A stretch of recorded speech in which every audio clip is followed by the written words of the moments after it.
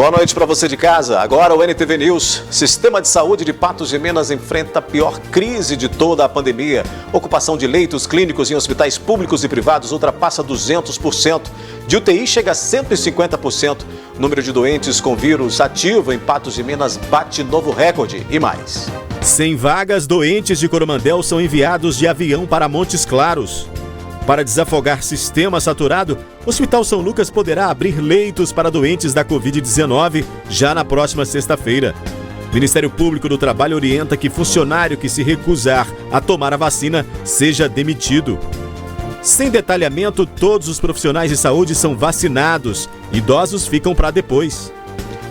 Acima de 90 anos começarão a ser imunizados na sexta-feira em Patos de Minas. Vacina mineira contra a Covid avança para testes em humanos e mais. Sem paciência para a leitura, muitos ignoram as bulas dos remédios. Reajustes dos combustíveis chegam às bombas e desagradam motoristas. Moradores do Alto da Serra reclamam que Correios não entregam correspondência no bairro. Tem ainda nossa análise de notícias e muito mais informações a partir de agora no NTV News, que já está no ar.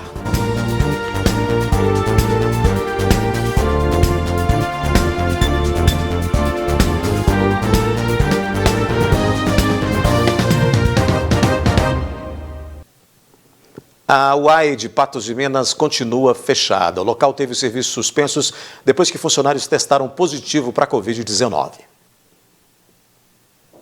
Aqui na porta da unidade de atendimento integrado, a UAI, este comunicado avisa que as atividades foram suspensas temporariamente desde a terça-feira, segundo dia deste mês. A justificativa foi que a ação foi adotada como medida preventiva de segurança em razão da suspeita de contaminação de funcionários por Covid-19. Esse comunicado ainda afirma que a unidade passaria por um processo de testagem e desinfecção e os usuários com atendimento já agendados receberiam SMS ou seriam comunicados por e-mail que a data em que eles haviam marcado seria remarcada. Fato é que algumas pessoas, mesmo após dias da suspensão do atendimento, continuam sendo pegas de surpresa quando chegam por aqui e encontram as portas fechadas. O Ítalo perdeu o documento e agora terá que aguardar mais dias para a emissão da segunda via. Meu documento, carteira de identidade, eu tenho que ver como é que eu faço para remarcar aqui. Eu não sabia que não estava funcionando agora não. Perdi foi antes de ontem, né? Eu vim cá para tirar a segunda via, mas eu não sabia. E agora? Ué, agora eu vou ter que esperar, né? Moradores do bairro Alto da Serra reclamam que não têm recebido correspondências. Eles cobram dos Correios uma explicação.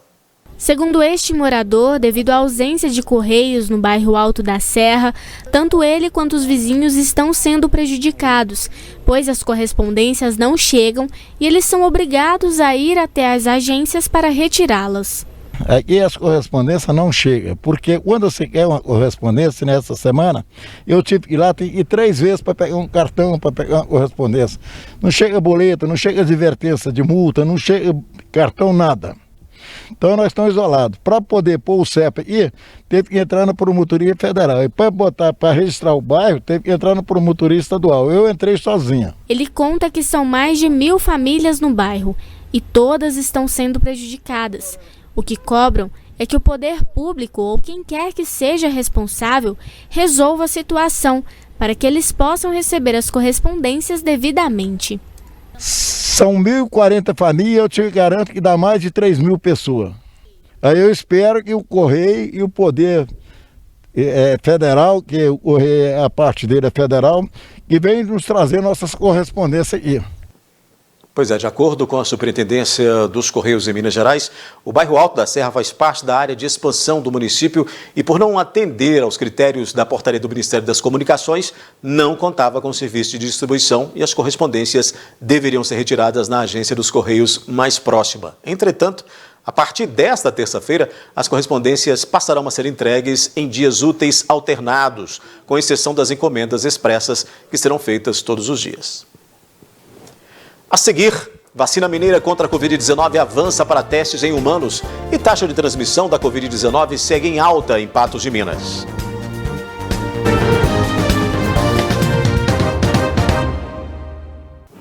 A taxa de contaminação pela Covid-19 em Patos de Minas aumentou ainda mais nos últimos dias, cerca de 50%. Isso significa que as confirmações diárias de casos vão continuar em alta. A ambulância na porta do hospital de campanha denuncia mais uma emergência. Desta vez, um idoso de 70 anos que chegou na unidade em estado crítico. Ele apresentava muita dificuldade para respirar. Essa tem sido a rotina do hospital de campanha. A contaminação tem aumentado no município devido a um novo fator. Segundo especialistas, as férias e viagens têm aumentado o poder de contágio. Segundo essa plantonista do HC, mesmo com as regras de isolamento social, que já duram uma semana na cidade, o contágio não recuou. As restrições foram feitas a partir de sexta-feira, agora que passou, né? Porém, o reflexo dessas restrições, eles serão visualizados com uma margem de 10 a 15 dias, porque para a gente ter o contato com o vírus e ele começar a manifestar sintoma, né? Isso demora aí de 3 a 7 dias ou até mesmo até 14 dias. Então, tudo que nós vivemos na semana passada, vamos viver nessa semana e às vezes até no começo da semana que vem, é um reflexo anterior às medidas restritivas que foram impostas a partir de sexta-feira. O número de testes feitos em pessoas que apresentaram algum sintoma da Covid-19 gira em torno de 15 mil aqui na cidade de Patos de Minas. Já são mais de 6 mil contaminados, só que esse número pode ser bem maior, já que existem os assintomáticos e muitos daqueles que não foram ao médico para saber se era ou não Covid. O grande problema é que a taxa de transmissão aumentou de 30% para 50%. Ou seja, de 10 pessoas que apresentam algum sintoma da doença, 5 são positivos. Desde semana passada para cá, nos 3 plantões que eu faço por semana aqui, todos os pacientes que eu peguei o teste de RT-PCR foram positivos. Nesse momento nós temos uma taxa de transmissão bem mais alta, né? Então nós tivemos aí, preocupante, que ela chegou a 50%, tá? Dos exames que foram enviados, 50% desses exames darem positivo. Então isso é um momento preocupante para nós, né? Como epidemiologistas. Com um grande número de novos casos positivos, o número de testes foi aumentado na unidade. Segundo a médica, todas as suspeitas estão sendo testadas. O paciente tem sintomas gripais, mesmo leves, mas mora com alguém positivo, sem fatores de risco. Nós já pedimos, jovens, né, crianças acima de 10 anos também a gente já pede. Então, praticamente, as 130 unidades por dia de RT-PCR estão sendo usadas. Então, não tem faltado teste. Além da alta taxa de contágio, o padrão dos sintomas de pessoas contaminadas tem mudado. Ainda não se sabe se os novos sintomas têm a ver com as novas variantes do vírus. E praticamente Covid pode dar qualquer coisa, né? Mas o que foi acordado entre plantonistas, né? O paciente já com febre, qualquer sintoma gripal, independente de idade, independente de fator de risco, ele já vai fazer o swab. Paciente com sintoma gripal, sem presença de febre, porém tem alteração no exame físico, alteração no raio-x, também faz. Paciente com sintomas gripais ou sintomas mais inespecíficos, como mal-estar, né, diarreia, dor de cabeça, dor no corpo, mas que tem alguém próximo que é positivo para a Covid, ou alguém no trabalho, ou que conviveu com alguém por algum tempo que deu positivo, ele também está sendo testado. A dica é que as pessoas fiquem em casa, para que a transmissão seja freada na região. Anteriormente a gente atendia pacientes estáveis, que podiam ficar em casa para tratamento do Covid. Hoje, nós temos muitos pacientes instáveis que necessitam de internação hospitalar. E o que está acontecendo? Essas internações, anteriormente, eram internações que demandavam um tempo menor, 3, 4 dias. Hoje, não. Nós não temos internações aí que estão demandando 7 dias, 10 dias. E isso não é paciente idoso, isso é paciente jovem. Nós tivemos paciente aqui no HC, internado no hospital de campanha, que ele ficou 12 dias internado, ele tinha 29 anos de idade.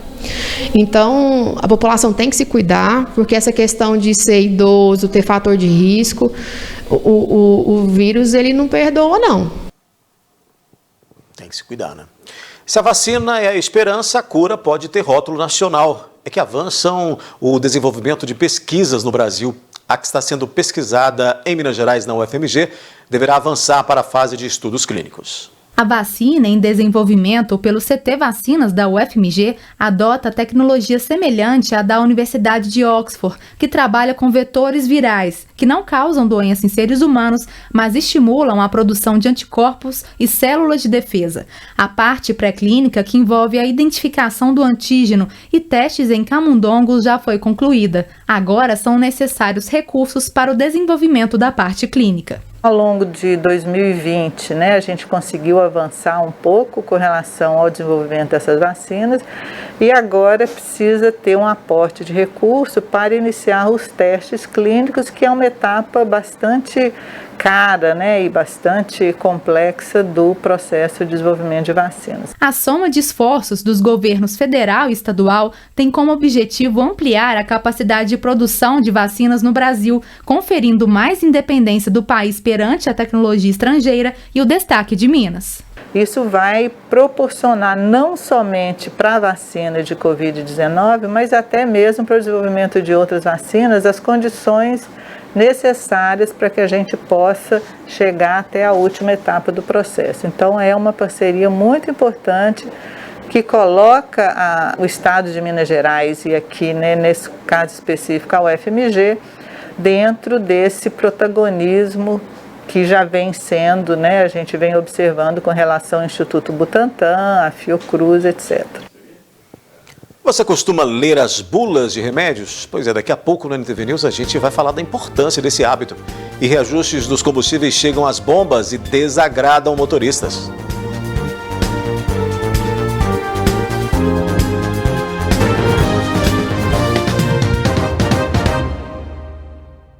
Notícias, informações, entretenimento, esporte, lazer, tudo é cultura e educação. Apoio Cultural.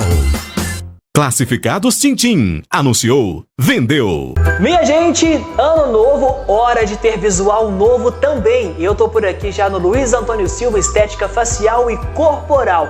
Luiz Antônio, 2021, hora de receber muitos cuidados com a saúde. Com certeza. Ano novo, vida nova. Nós estamos aqui ofertando trabalhos com a toxina botulínica, que é o Botox, ácido hialurônico, que podemos usar com duas atividades, seja como preenchedor ou volumizador, e as enzimas lipolíticas, que é indicado para gordura localizada. E olha, é bem fácil de encontrar a Sal, não é mesmo? O endereço, o WhatsApp? O endereço é na Avenida Paranaíba, 1245, WhatsApp 991610628. É isso aí, Luiz Antônio. Olha só, a Sal eu assino embaixo e recomendo. Agora eu vou cuidar do meu visual também. Sicoob Credicopa, mais que um banco, a nossa cooperativa de crédito.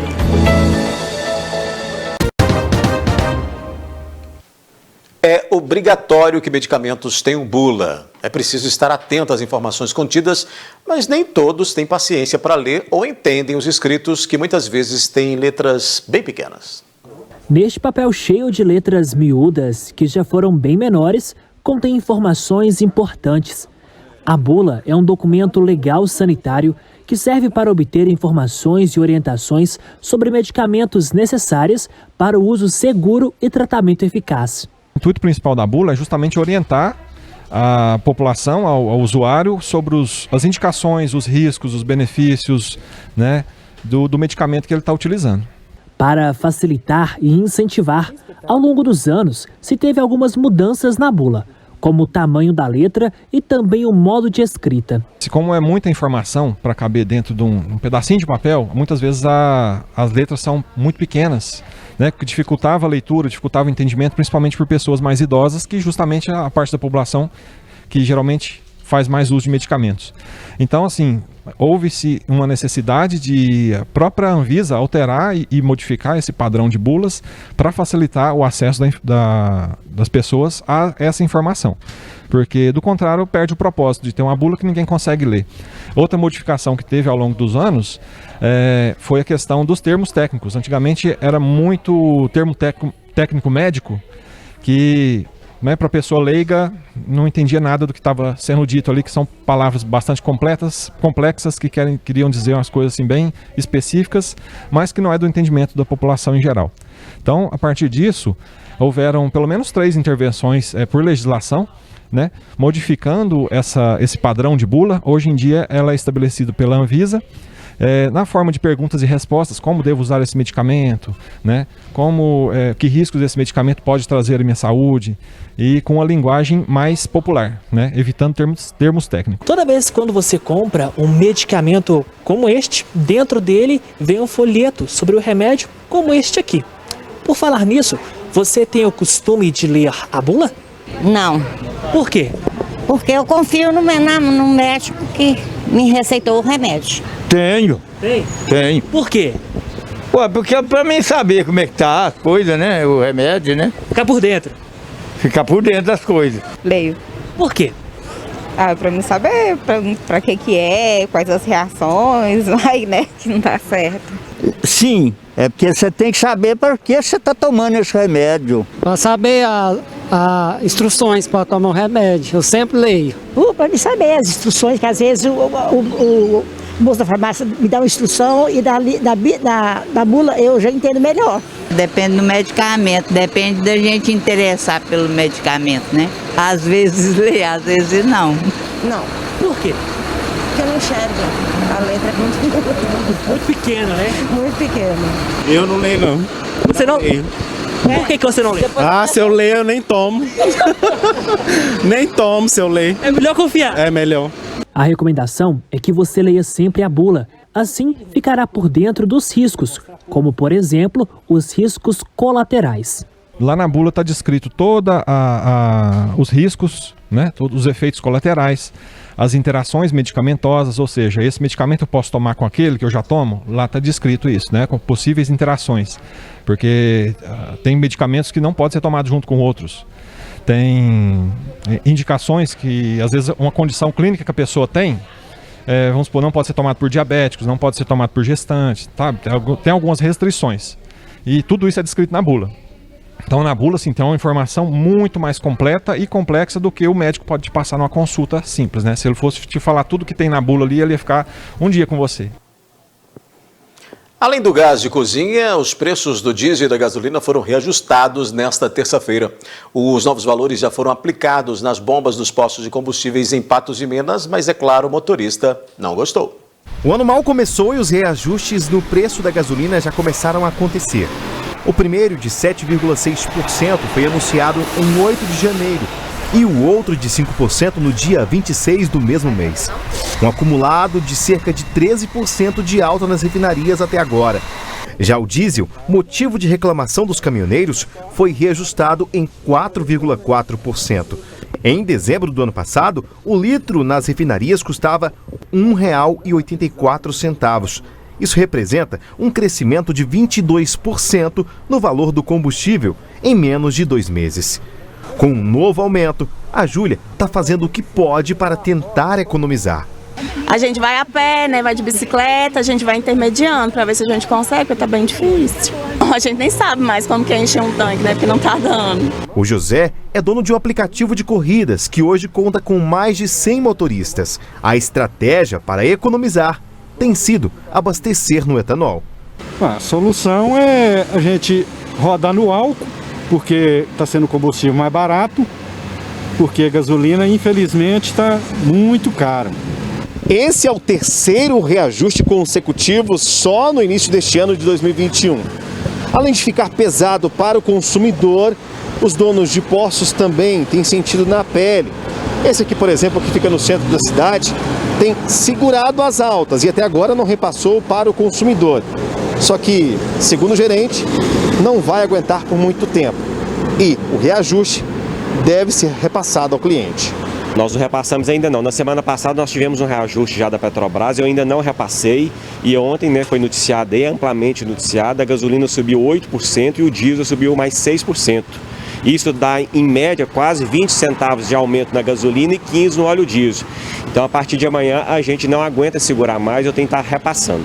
A notícia ruim é que na semana que vem, a gasolina pode aumentar novamente. Pelo menos no mês de fevereiro nós vamos ter mais um aumento, que eu estava verificando os preços da Petrobras com o preço do barril do petróleo no mercado internacional, a Petrobras ainda vai ter de dar mais um reajuste para igualar o preço que está no barril de petróleo no mercado internacional. O Fernando, que é dono de um posto de combustíveis, acredita que os reflexos na economia serão inevitáveis. Ele já começou a sentir os dele.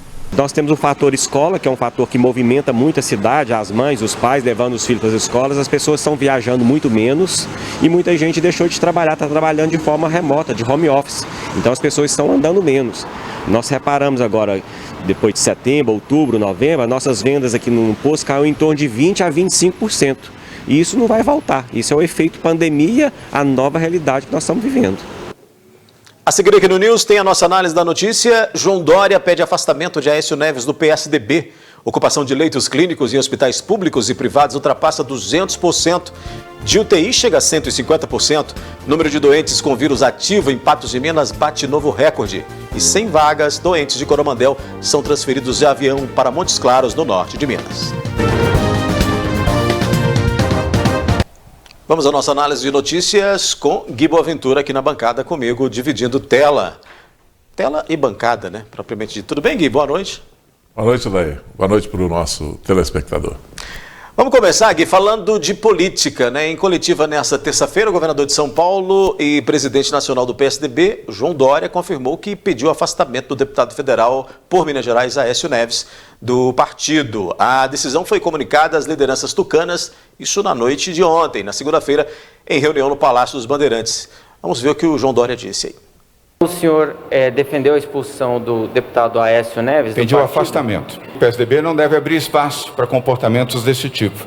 Ou o PSDB é um partido, e um partido com um direcionamento e com uma posição, embora possa ter discussões, debates, isso faz parte do processo democrático de qualquer partido.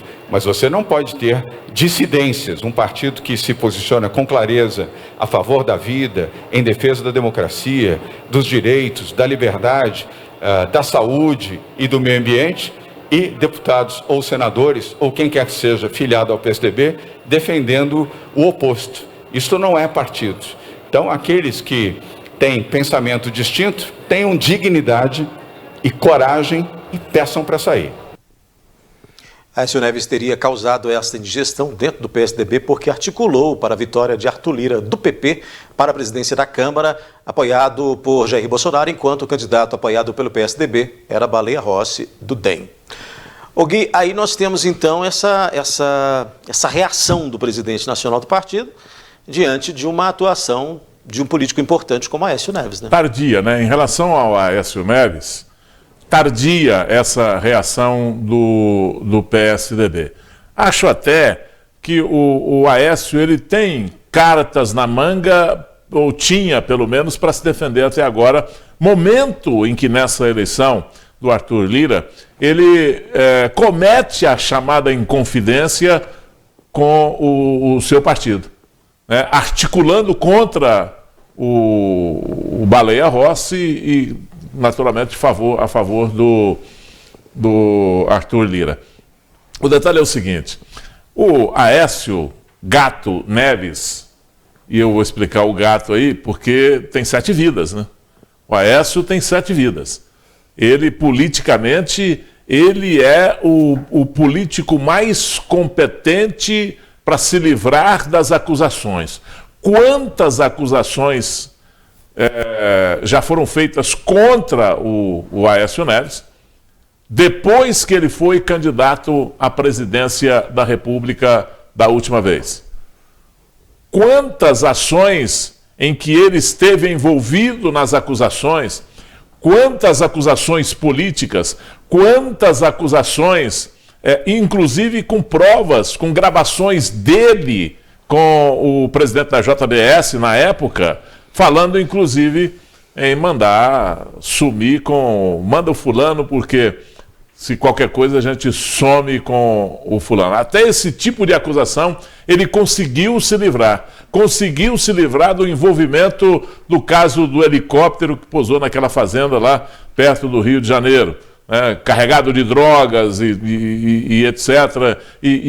As acusações pairavam sobre nada objetivo, inclusive, mas as acusações pairavam por ali, com gente participando daquela ação e que tinha envolvimento com ele.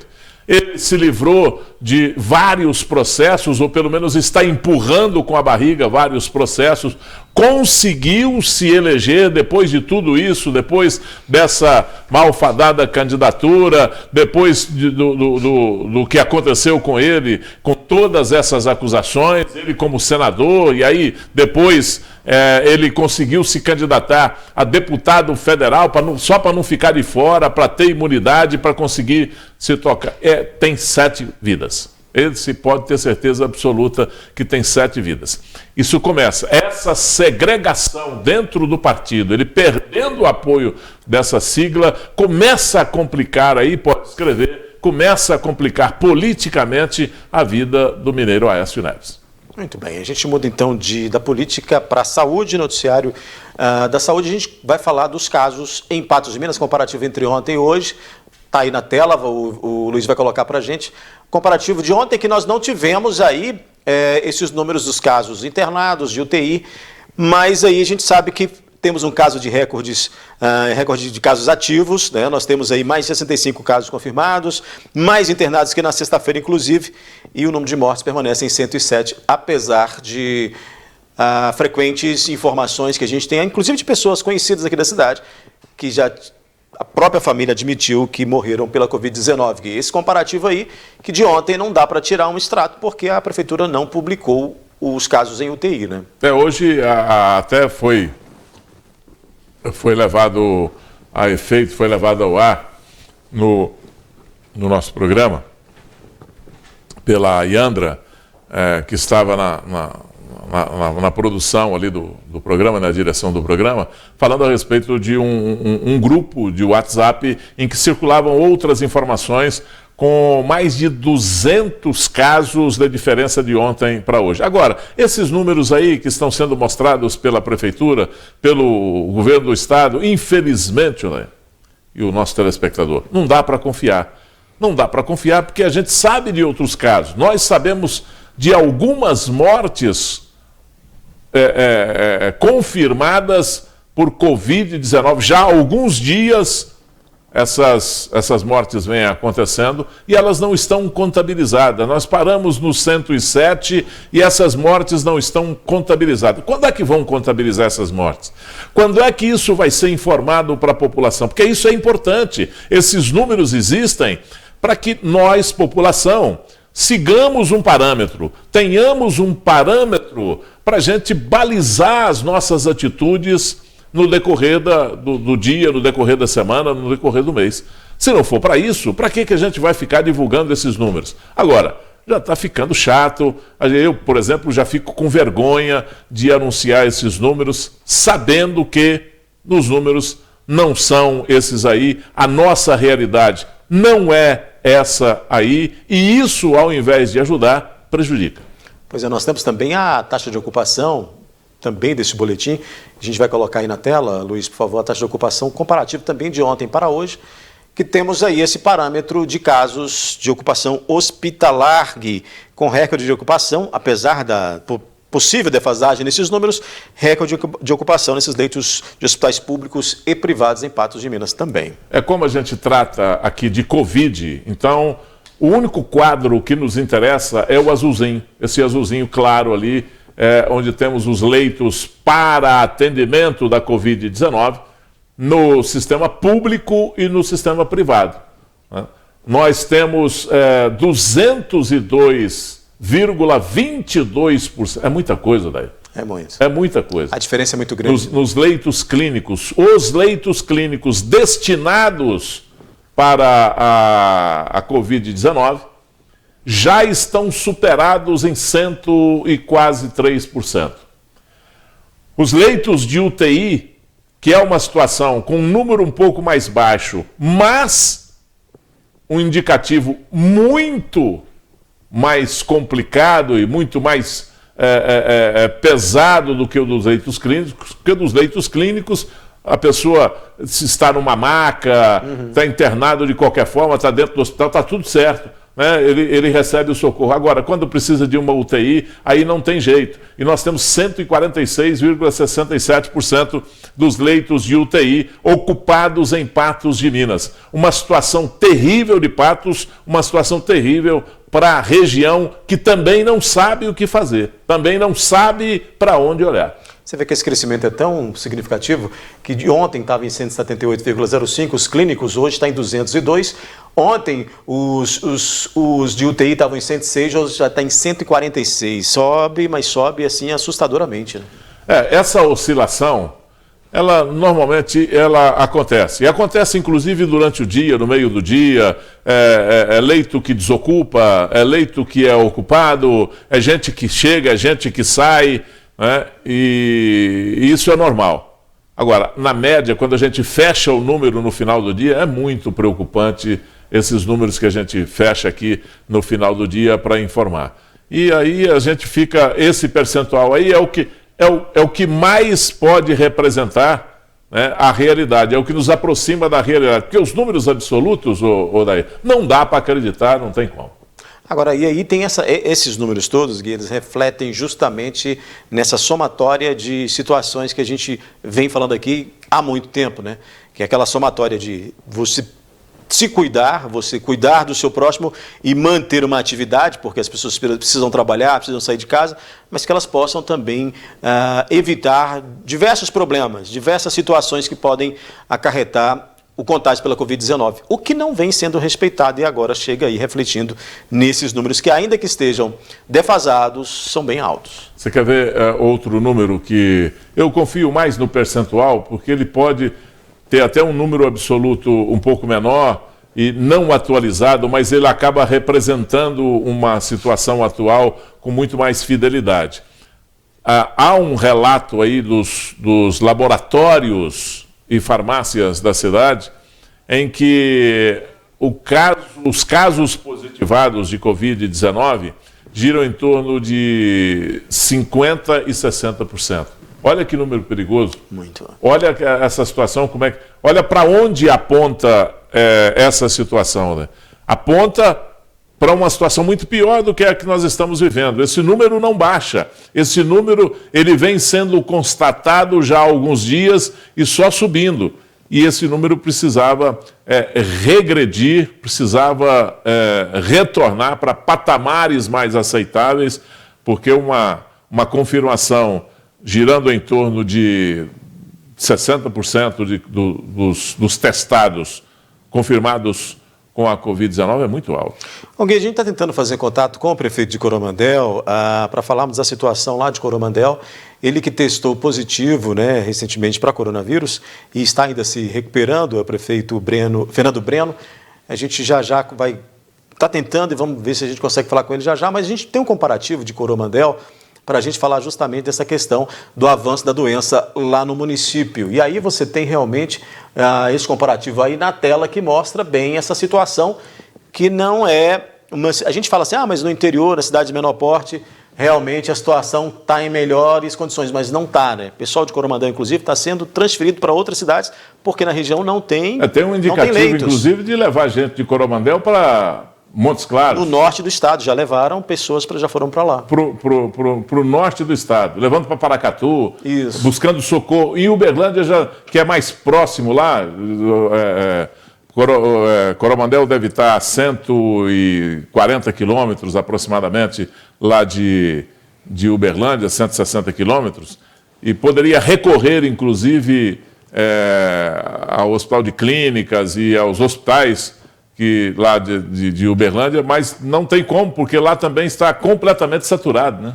E aí você, nesse comparativo, a gente olha justamente essa questão, porque ali você tem nos ativos, casos ativos ali, de 278 de ontem para 322 para hoje, né? Você tem ali o número de óbitos, 13 ontem, 14 hoje, suspeitos aí, que é justamente esse que foi confirmado, baixou para 2. As internações também ali, pulando a internação UTI de 9 para 11, né? A de enfermaria desceu de 23 para 21, mas não é uma situação confortável para o povo de Coromandel, principalmente esse no momento número de internações aí para Coromandel, para a estrutura que tem lá, é muito grande. Muito alto. 21 internações em leitos clínicos, que é na enfermaria aí, e 11 em internações em UTI. A logomarca está atrapalhando ali, mas é UTI, né? Internação em UTI. Obrigado. E aí, Gui, tem aquela questão, né? Isso tudo também reflete, a situação dos municípios próximos reflete também na nossa estrutura hospitalar de Patos de Minas, pública e privada. Não, hoje o nosso retrato, e a gente precisa falar isso, precisa colocar isso com mais clareza para as pessoas, é o seguinte: nossa região, a situação não é uma situação grave em Patos, é uma situação grave em toda a região. É uma situação grave na região do Alto Paranaíba, do Triângulo Mineiro, do noroeste de Minas, do norte de Minas. E, por incrível que pareça, o norte de Minas, com o socorro prestado pela cidade de Montes Claros, a situação lá é melhor do que a nossa em termos estruturais. A nossa situação aqui é mais preocupante, vejam, senhores, do que lá no norte de Minas. Vamos fazer um intervalo, então, rapidamente. A gente está tentando ainda falar com o prefeito de Coromandel, mas a gente ainda não conseguiu completar esse contato, né, essa interligação com ele. Ele está com Covid-19, está em casa, se restabelecendo, ficou de falar com a gente agora aqui no NTV News, e a gente vai aguardar esse contato. Vamos para o intervalo e a gente volta já, então, tentando fazer esta ligação via telefone e via Skype com o prefeito de Coromandel.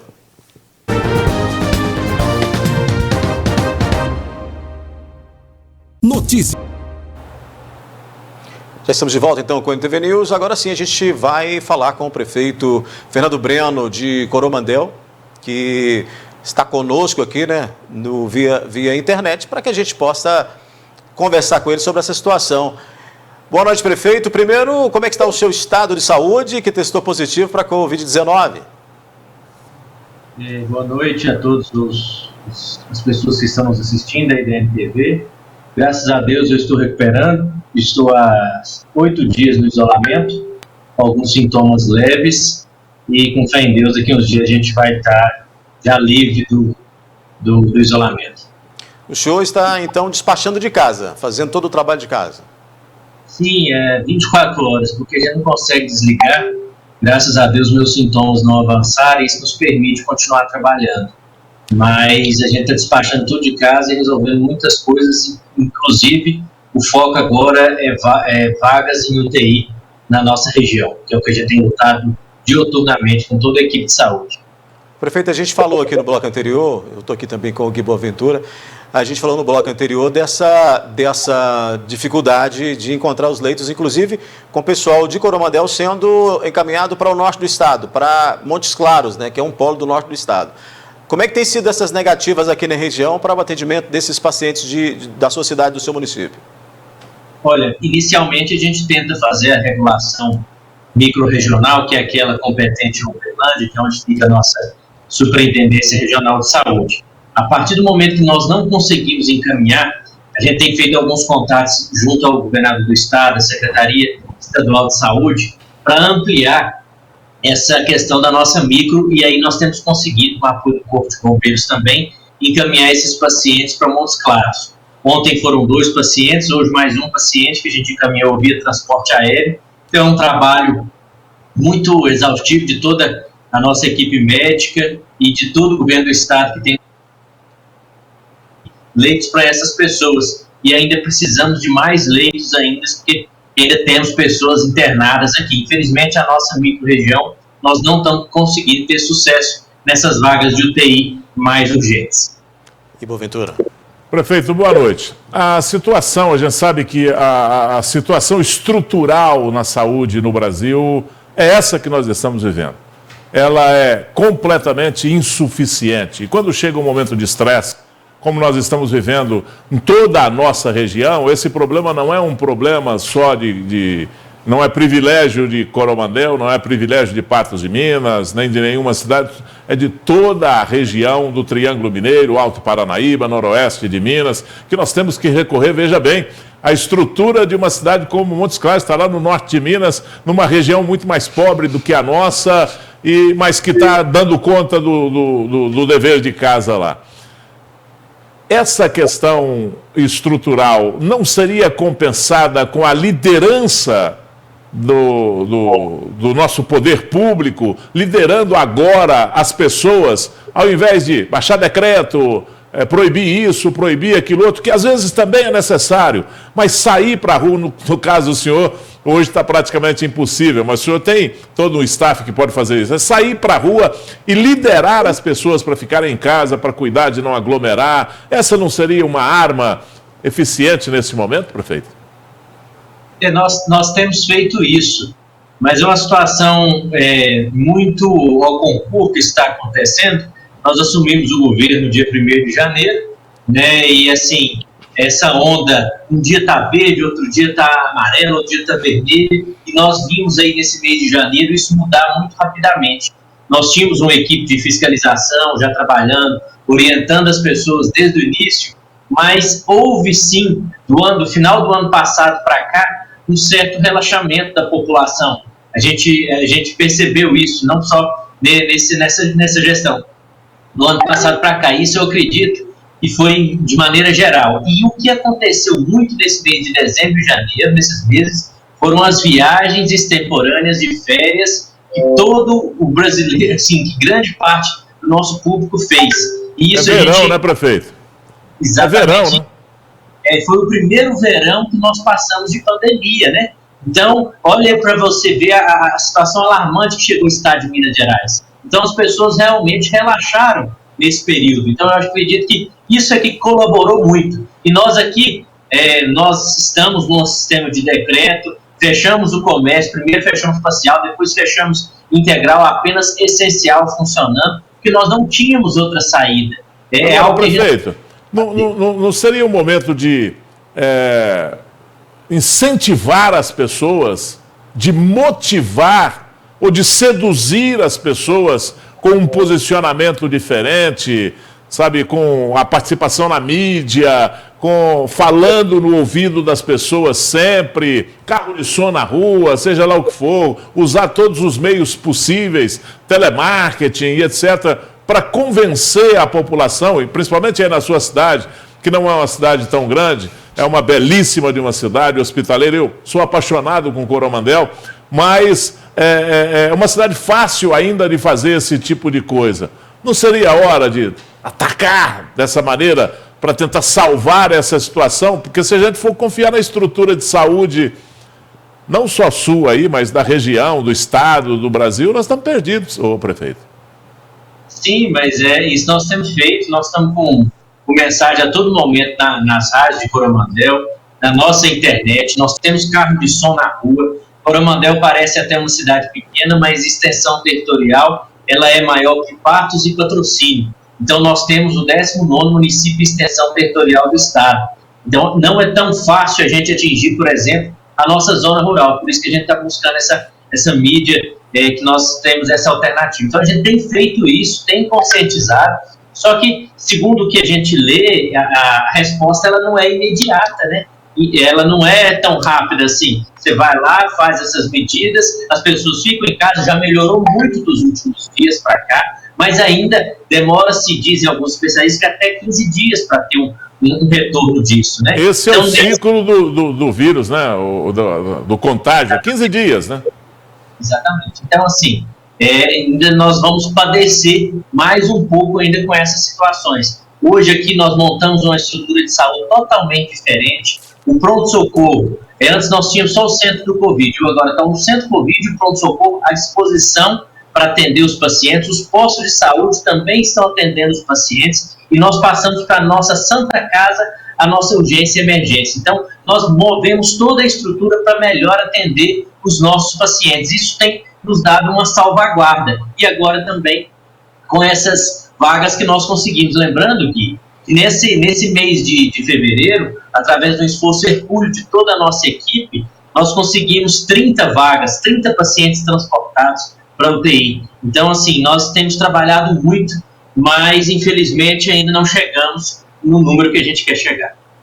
Prefeito, eu quero agradecer a sua participação aqui no NTV News de hoje, né? E, claro, a gente sabe aí da dificuldade que o senhor tem para falar com a gente. Está doente, está atendendo de casa, mas continua doente.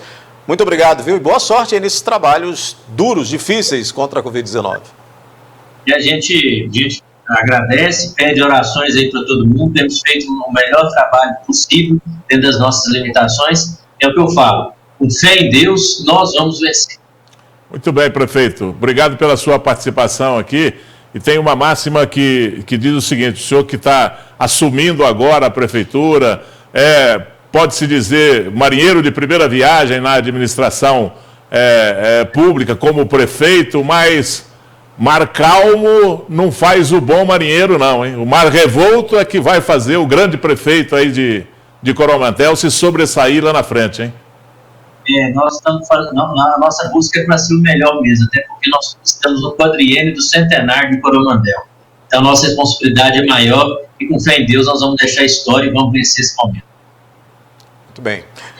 A gente continua com o NTV News então. Agora a gente fala da situação de colapso. A gente está falando desse assunto, a gente continua falando disso porque isso obrigou os gestores do município, Estado e também da União a tomarem providências. Depois de toda a confusão e não credenciamento de leitos do Hospital São Lucas, no ano passado, essa história deve ter um novo desfecho na sexta-feira.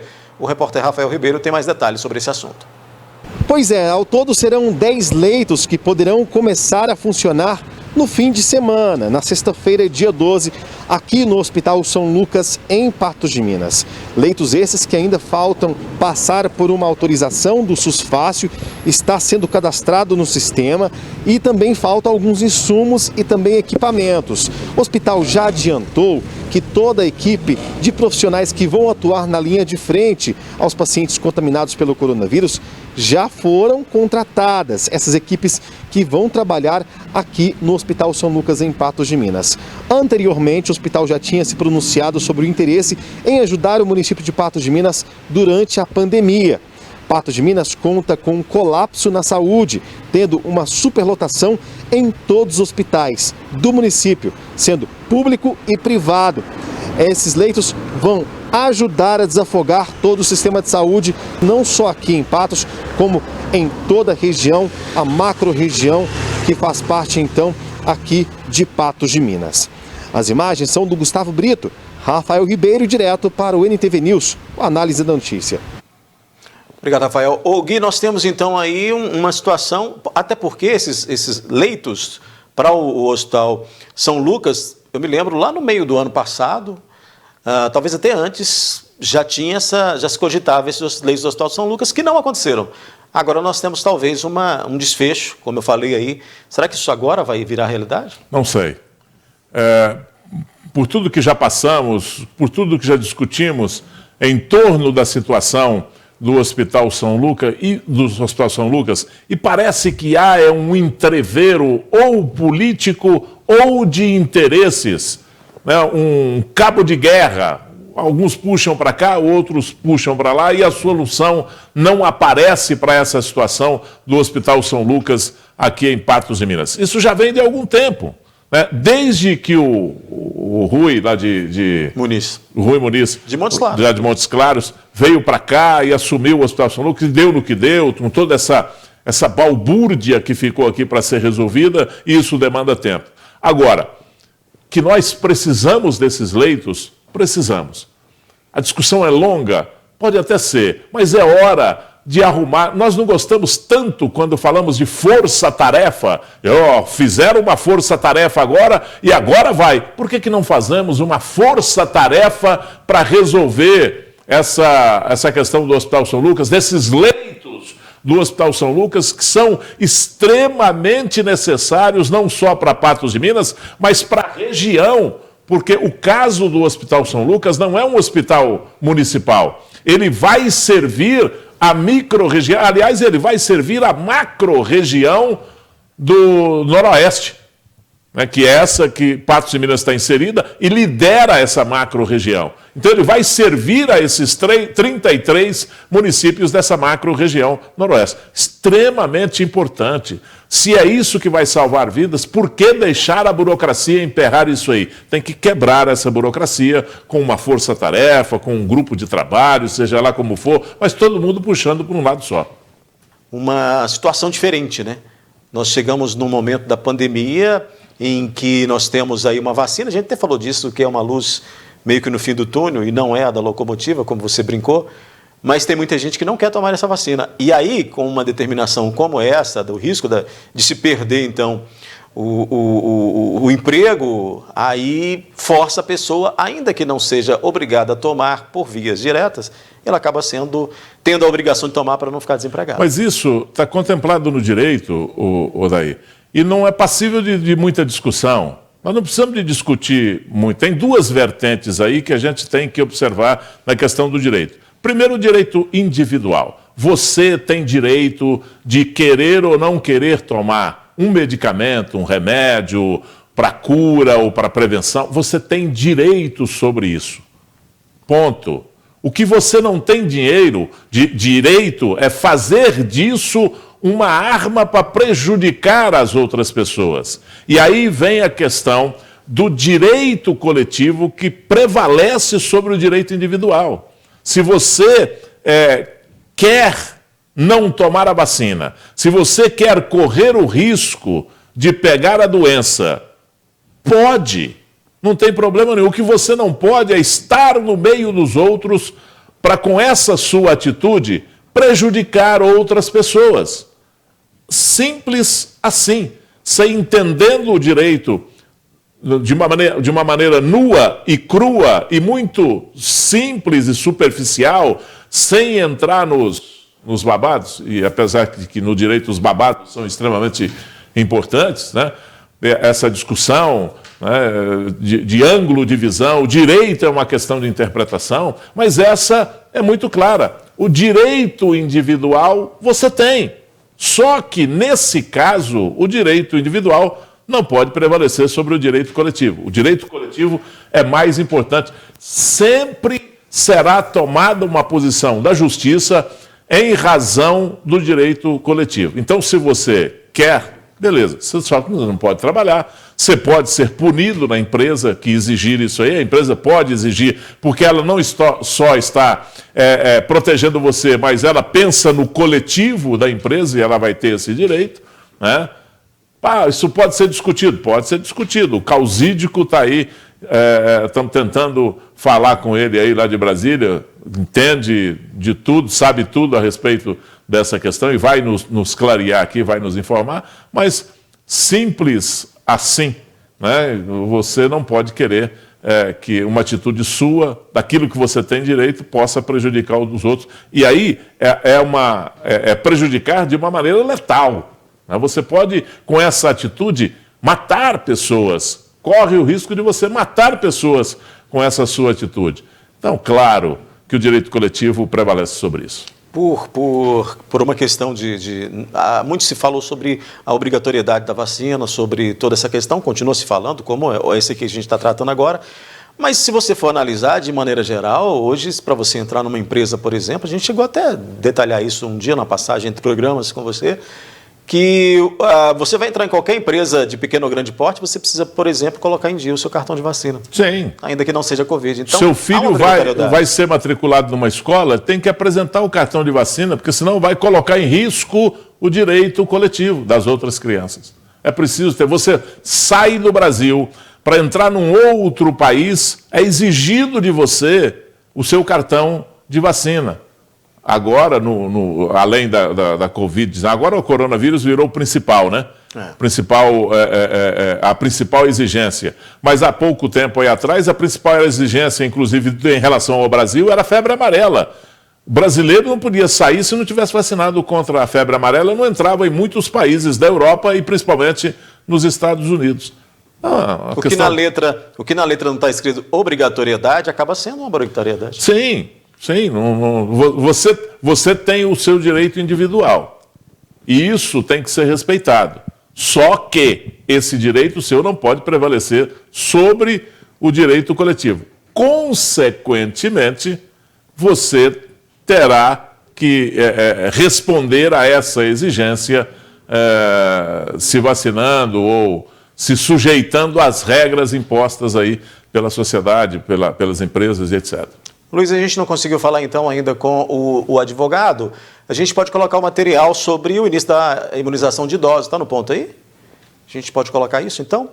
Porque sem detalhamento, não foram apenas quem está na linha de frente que receberam doses da vacina contra a Covid-19. Todos os profissionais que lidam com a saúde receberam as doses.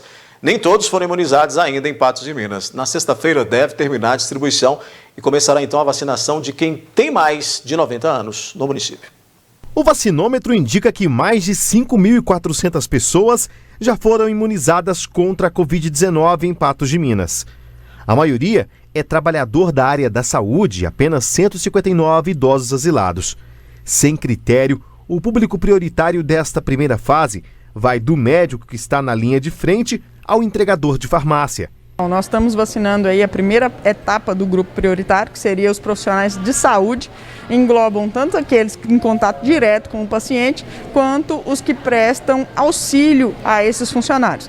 Em questão aí do motoboy, nós estávamos explicando de uma maneira mais fácil de todo mundo entender, porque ele tem contato direto. Um exemplo, o balconista da farmácia às vezes atendeu um paciente que acabou de chegar lá com positivo para a Covid-19, ele vai comprar o medicamento ali e o balconista às vezes entra para o lado de dentro da farmácia, em algum momento de tomar café, alguma coisa assim, e tem contato com o motoboy. Então, esse cruzamento aí de contatos, não só um exemplo foi o da farmácia, mas isso acontece em todas as áreas de ambientes de saúde, ele é importante, por isso que ele é enquadrado aí nessa primeira etapa também. O critério de imunização gerou críticas, pois nem todos os trabalhadores da saúde estão na linha de frente. O Ministério da Saúde alertou nesta segunda-feira que as primeiras fases de vacinação não devem atender 100% dos profissionais de saúde. E enviou um comunicado aos estados e municípios destacando que as primeiras doses devem atender inicialmente 34% dos trabalhadores da saúde, priorizando as equipes de vacinação envolvidas na primeira etapa e trabalhadores de unidades envolvidas diretamente na atenção, referência para os casos suspeitos e confirmados de Covid-19. Pessoas idosas residentes em instituições de longa permanência, pessoas a partir de 18 anos de idade, com deficiência, residentes em residências exclusivas e população indígena vivendo em terras indígenas. A secretária de Patos de Minas diz que segue a orientação do Ministério da Saúde. Nós tivemos inúmeros questionamentos aí, até pela estranheza do porquê ele está vacinando algumas pessoas antes de outras, só que a gente tem que lembrar que nós estamos obedecendo aí as notas técnicas, tanto do Ministério da Saúde quanto do Estado de Minas. Então a opção de vacinar, de quem vacinar primeiro, ela não é do município. A gente tem que seguir aí um calendário vacinal e esses profissionais foram todos enquadrados nessa primeira etapa. Nesta terça-feira, o governo de Minas anunciou a distribuição para as 28 unidades regionais de saúde de mais 315.600 doses da vacina Coronavac. Essa é a quarta remessa enviada pelo Ministério da Saúde. E nessa fase, os idosos estão incluídos. Até o momento, o município de Patos de Minas não começou a vacinar os idosos acima de 75 anos, por não estarem na linha de frente no combate à Covid-19.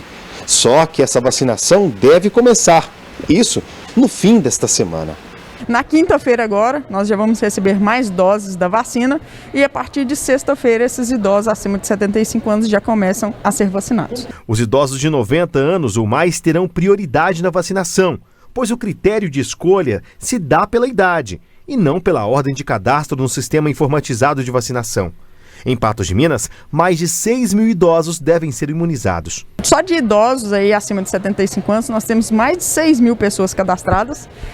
De profissionais de saúde, nós já fizemos 5.400 doses de vacina, dentre elas 5.241 são de profissionais de saúde e 159 de idosos em instituições de asilo, que eles já tomaram tanto a primeira quanto a segunda dose também, então estão com o calendário completo. A secretaria não disse quantas doses devem chegar na quinta-feira, nem detalhou como será feita a distribuição das doses.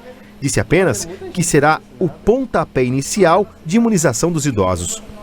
De acordo com a quantidade de doses que for chegando, nós vamos analisando quantidades de cadastro e vamos aí mesclando entre um pouco para profissionais de saúde e um pouco para idosos. Isso, o importante é começar e já pegar esse público agora no início, ainda mais com o aumento de casos. A secretária de Saúde explica que nem todos os profissionais de saúde receberam a segunda dose, porque o intervalo da vacina de Oxford é maior do que a vacina do Instituto Butantan, a Coronavac.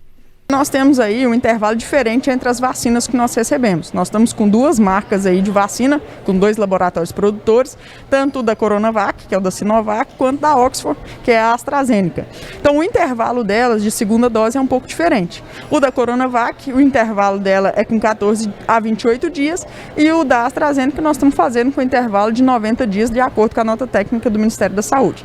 Então, nesse primeiro momento, as pessoas que foram vacinadas com a primeira quantidade de dose, as 1.800 pessoas do primeiro início de vacinação, já receberam também a segunda dose.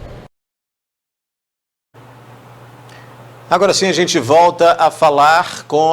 Vamos tentar falar, né, dessa vez, com o Matheus Scudeller, né, o advogado direto de Brasília, para a gente falar dessa decisão, doutor, dos trabalhadores, né, que se recusarem a tomar a vacina contra a Covid-19 sem apresentar razões, podem ser aí demitidos por justa causa, uma orientação do Ministério Público. Essa é uma... Primeiramente, boa noite, né, novamente. E isso é legal? Tem legalidade disso, doutor? Boa noite a todos. Orientação polêmica e que, de fato, suscita algumas dúvidas, especialmente da forma como apresentada.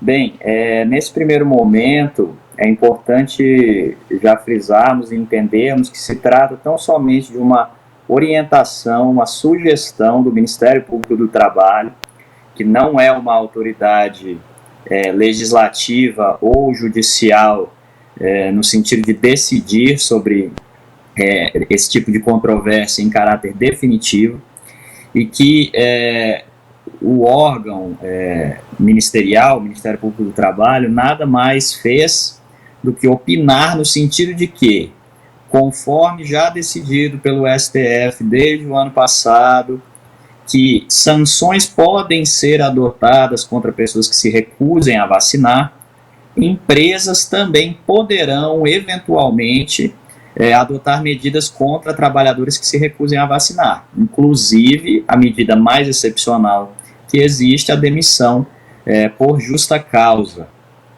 que gera o encerramento do contrato de trabalho com alguns prejuízos para o trabalhador. Bem, mas feito esse esclarecimento, o que também é importante ter em conta, para que as empresas possam efetivar essa medida, de acordo com a própria opinião do Ministério Público do Trabalho, deverão ser realizadas várias etapas preliminares, ou seja, deverá ser adequado o plano de trabalho, o PPRA, né, Programa de Prevenção de Riscos Ambientais da empresa, assim como o seu Programa de Controle Médico de Saúde Ocupacional, e deverão ser transmitidas instruções para os trabalhadores, justificada a necessidade da vacina na atividade desenvolvida, realizada campanha de conscientização para que os trabalhadores adiram a essa vacinação, a imunização, e apenas depois disso, então, caso subsista a recusa e caso não exista por parte do trabalhador qualquer tipo de condição médica que justifique a recusa à vacinação, aí sim, se todas essas medidas tiverem sido tomadas e se a empresa efetivamente já tiver avisado da possibilidade da demissão por justa causa, a medida poderá ser efetivada.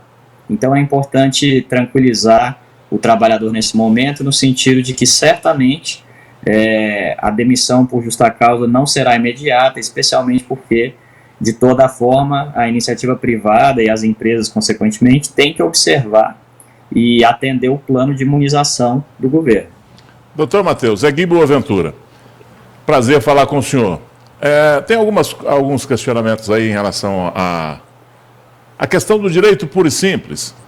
A questão do direito individual. Eu tenho o direito de tomar ou não tomar um medicamento ministrado ou exigido, ou seja lá de que forma for, eu tenho direito sobre a minha decisão, ponto.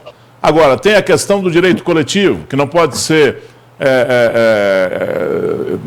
ele tem que sobressair em cima do direito individual, ele é mais importante, ele vai ser mais valorizado na hora de uma decisão judicial, quer dizer, ele pesa mais do que o direito individual. Eu não posso, com o meu direito, com a exigência do meu direito, colocar em risco uma coletividade, seja na empresa, seja na cidade, seja lá de qualquer forma. Porém, aí poderia ser até aceitável uma demissão pura e simples. A decisão, a sugestão de demissão por justa causa, eu acho que ela é um pouco pesada e fora do que pode ser defendido dentro do direito, não, doutor? Sem dúvidas, é uma orientação que tem o seu nível de polêmica.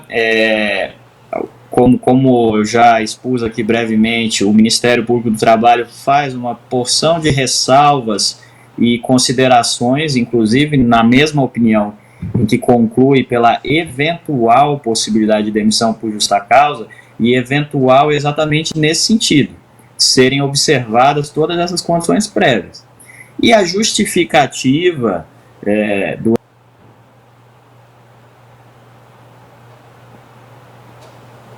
Acho que a gente perdeu o contato lá com o Dr. Scudeller, né? A internet dele, assim como no início, né, Gui? Nós tivemos esse problema. Que pena, né? É uma pena.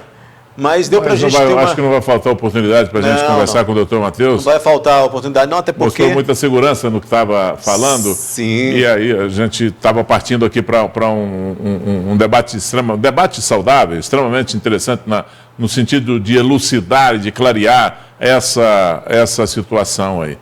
Porque é o que ele falou, né? O que é indicado ou aconselhado pelo Ministério Público. Aliás, isso é um negócio que tem pesado no Brasil. O doutor está ali, aproveitando, emendando aí com a sua resposta, doutor. Essa questão de, principalmente no serviço público, ou principalmente na questão empresarial, é muita gente que toma por lei o que aconselha o Ministério Público, seja em que área for, e também na sua área aí, que é na área do trabalho, não é isso, doutor? Perfeito. Estamos aqui com algum problema na conexão, já peço desculpas, mas vamos tentar concluir a ideia. E, de fato, a opinião do Ministério Público ela tem muito valor porque ele é um órgão de fiscalização, né?